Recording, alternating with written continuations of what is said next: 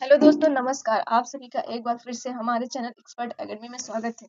तो आप सभी ने अलंकार के बारे में बहुत ही पढ़ा होगा, लेकिन अनुप्रास अलंकार के भेद के बारे में बहुत कम ही पढ़ा होगा। तो आज हम अनुप्रास अलंकार के भेद के बारे में चर्चा करेंगे, जो हमारी परीक्षाओं के पॉइंट ऑफ व्यू से बहुत ही इम्पोर्टेंट है। इससे कहीं ना कहीं क्वेश्चन पूछ ही लिए जाते हैं। तो चलिए स्टार्ट करते हैं।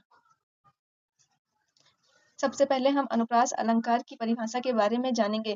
तो देखते हैं कि अनुप्रास अलंकार क्या होता है। जब किसी वर्ड की आवृत्ति लगातार कई बार होती है, अर्थात जब कोई वर्ड किसी पंक्ति में कई बार प्रयुक्त होता है, तो वहां पर अनुप्रास अलंकार होता है। तो अगर आप लोग अनुप्रास अलंकार की परिभाषा समझ गए होंगे, तब हम अनुप्रास अलंकार के भेद के बारे में चर्चा करेंगे। तो देखते हैं अनुप्रास अलंकार के कितने भेद होते हैं। तो अनुप्रास अलंकार के 5 भेद होते हैं।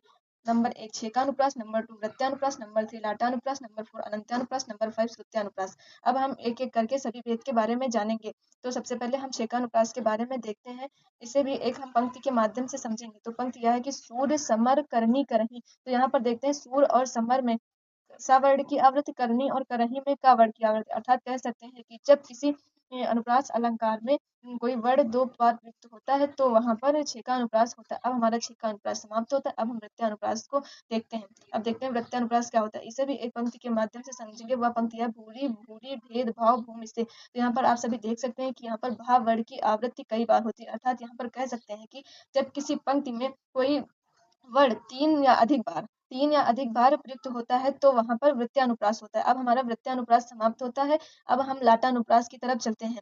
तो देखते हैं कि लाटानुप्रास क्या होता है। इसे भी एक पंक्ति के माध्यम से ही समझेंगे। तो पंक्ति यह है कि पूत कपूत तो काहे धन संचय, पूत सपूत तो काहे धन संचय। अर्थात कहने का तात्पर्य यह है कि अगर पूत कपूत तो काहे धन संचय, अगर आपका पुत्र कपूत मतलब बुरा है, तो आप धन का संचय क्यों कर रहे हैं। पूत सपूत तो काहे धन संचय, अगर आपका पुत्र अच्छा है, तो आप धन का संचय क्यों कर रहे हैं। यहाँ पर कह सकते हैं कि लाटा अनुप्रास में कोई वर्ड की आवृत्ति न होकर यहाँ पर वाक्य वाक्य अथवा उपवाक्य की आवृत्ति होती है, तो वहां पर लाटा अनुप्रास होता है। अर्थात इसमें इसका मतलब कि इन पंक्तियों का अर्थ नहीं बदलता, लेकिन इसके मूल अर्थ में परिवर्तन हो जाता है। तो वहां पर लाटा अनुप्रास होता है। अब हम अनंत्यानुप्रास की तरफ बढ़ते हैं।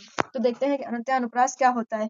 अनंत्यानुप्रास, प्रभु जी तुम दीपक हम बाती, जाकी जोत भरे दिन राती। अर्थात कह सकते हैं कि जब किसी पंक्ति के अंत में मतलब वर्ड की आवृत्ति एक ही जैसी होती है, तो वहां पर जैसे यहाँ पर बाती और राती एक ही जैसे हैं, तो यहाँ पर अनंत्यानुप्रास होता है। अब हम यहाँ पर श्रुत्यानुप्रास की तरफ चलते हैं। इसको भी एक पंक्ति के माध्यम से देखेंगे। तो यहाँ पर पंक्ति यह है कि दीनानाथ था थे दीनानाथ डूबते, सधेनु आते ग्रह ग्वाल बाल थे की आवृत्ति। यहाँ पर देखते हैं ता वर्ग की आवृत्ति हुई है। अर्थात ता वर्ग में किसी भी वर्ड की आवृत्ति होती है, तो वहां पर श्रुत्यानुप्रास होता है। तो इसमें देखते हैं कि दीनांत था थे दीनानाथ डूबते सधेनु आते ग्रह ग्वाल बाल थे। तो यहाँ पर था वर्ग की आवृत्ति हुई है, तो यहाँ पर श्रुत्यानुप्रास होगा। तो हमारी वीडियो अगर आप लोग सभी को पसंद आई हो, तो लाइक करें, हमारे वीडियो को शेयर करें और हमारे चैनल को सब्सक्राइब